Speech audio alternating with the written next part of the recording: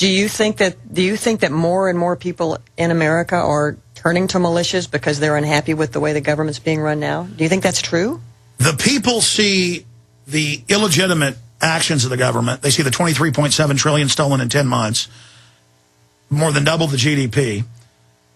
They see the government doing unconstitutional things across the board while amassing paramilitary forces, announcing 400,000 combat troops to be deployed. The government saying gun owners are terrorists, veterans are terrorists, Ron Paul supporters are the big threat. And so, yes, we've seen all-time records for a solid year, gun buying and purchasing. Mm-hmm. And the real militias aren't going to talk to you. You're never going to see them, and they're everywhere. And usually it's 4 or 5 good friends, former military, who have a little shooting club. And they, in fact, print me off the Gadsden flag quote again. I think that's good to describe the real militia, what Benjamin Franklin said about it. Why our original symbol was not the eagle, it was the rattlesnake. And the Marine Corps' first symbol was not the anchors, but the rattlesnake, because it's not looking for trouble, but its eyes are never blinking. It's always got, it's always watching, and it rattles its tail and says, "Don't tread on me." And so the people are arming up in mass, and they're aware of the FEMA camps, they're aware of the entire agenda, and they're ready to defend the republic. And but they're not looking for trouble. It's defensive. They're not out to attack, and they understand the provocateurs. They understand whoever shoots first loses. But they're also ready that as the tyranny pushes them into a corner, like Lexington and Concord, they're going to stand up for their rights. And then the establishment, who are bullies, will probably fire the first shot in the Second American Revolution. And then all hell's going to break loose. Do you think that's going to happen soon? I would say it's 50-50 that in the next 2 years, you will see the start of a real revolution in the United States, a violent revolution in response to people being attacked.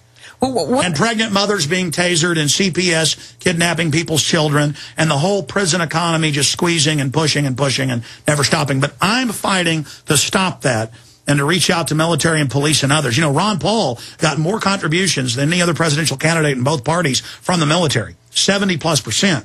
So the truth is, these offshore banks that have hijacked our government and want to use the military and Northcom against us, it's going to fail.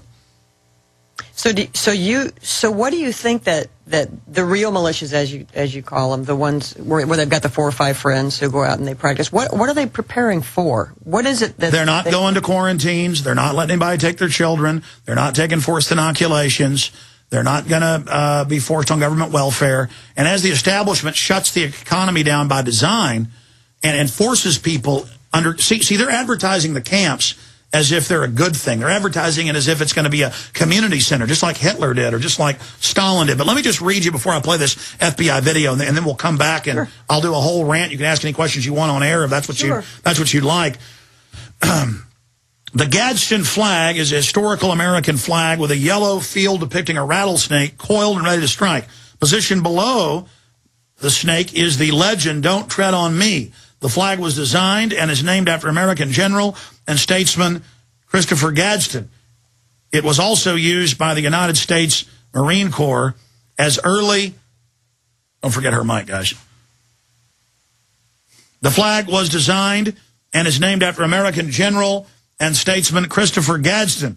It was also used by the United States Marine Corps as an early motto flag. So it must be bad. And then this is the flag that Homeland Security in the report says is so deadly, so evil, so horrible, even though the Army and the Marine Corps and everybody else uses it. So I thought people should actually find out what it means. As the American Revolution grew closer, the snake began to see more use as a symbol of the colonies. In 1774, Paul Revere added it to the title of his paper, The Massachusetts Spy, as a snake joined to fight the British dragon. In December of 1775, Benjamin Franklin published an essay in the Pennsylvania Journal under the pseudonym American Gosser, in which he suggested that the rattlesnake was a good symbol for the American spirit. I recollect that her eyes excelled in brightness than that of any other animal, and that she has no eyelids. She may therefore be esteemed as an emblem of vigilance. She never begins an attack, nor, when once engaged, ever surrenders. She is therefore an emblem of magnanimity and true courage, as if anxious to prevent all pretensions of quarreling with her, the weapon which nature has furnished her, she conceals in the roof of her mouth, so that to those who are unacquainted with her, she appears to be most defenseless animal. And even when those weapons are shown and extended for her defense, they appear weak and contemptible. But their wounds, however small, are decisive and fatal. Conscious of this, she never wounds till she has generously given notice, even to her enemy, and cautioned him against the danger of treading on her. Was I wrong, sir, in thinking that this is a strong picture of the temper of American conduct? So that is what the terrorist, Benjamin Franklin, had to say about the Gadsden flag. And why do I say terrorist? I have FEMA on video from 2000 shot by a firefighter in Kansas City.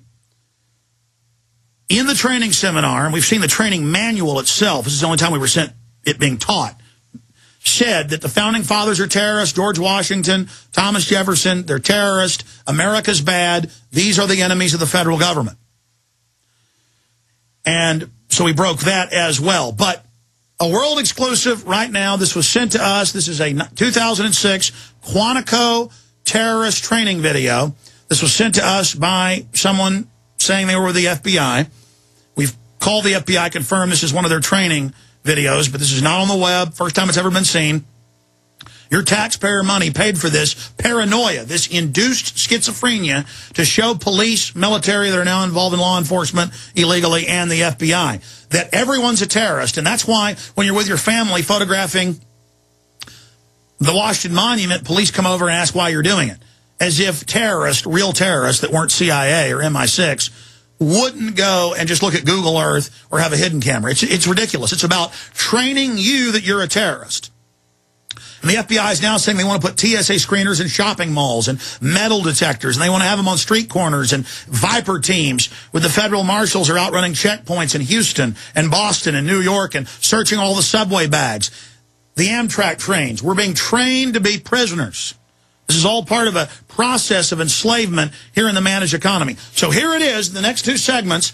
Let's just go ahead and play this Orwellian FBI internal training video, which is federalizing local police. Here it is. Important information on terrorists and their allies. And the Terrorist Screening Center stands ready to help you.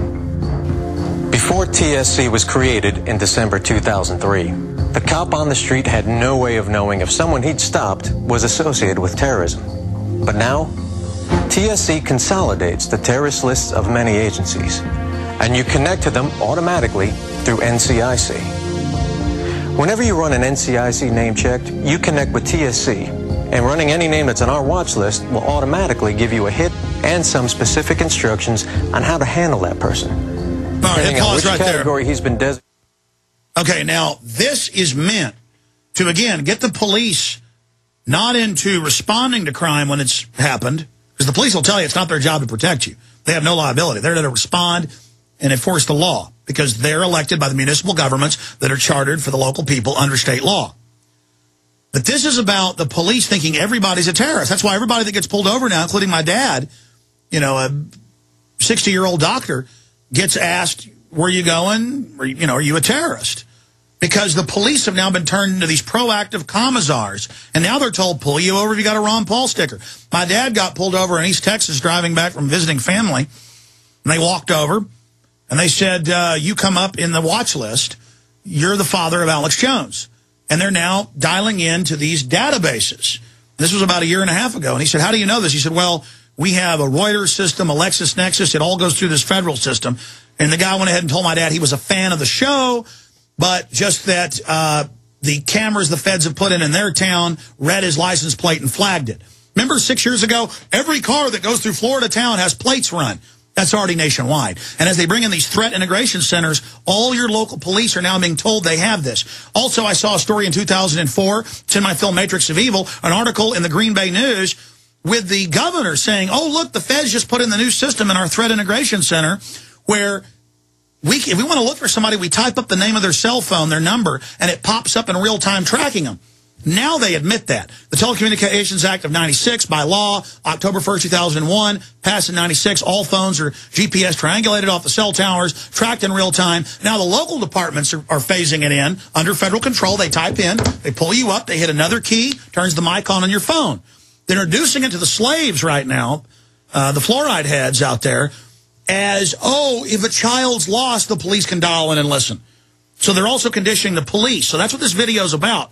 This is the feds fully turning the local police into secret police for the non-existent threat of terror when Oklahoma City, 9/11, and every other major terror event, Gulf of Tonkin, Operation Ajax, Operation Northwoods, many of them declassified, is staged terror. Declassified 2004 Army Training Manual. We'll pull that up and show it to the media.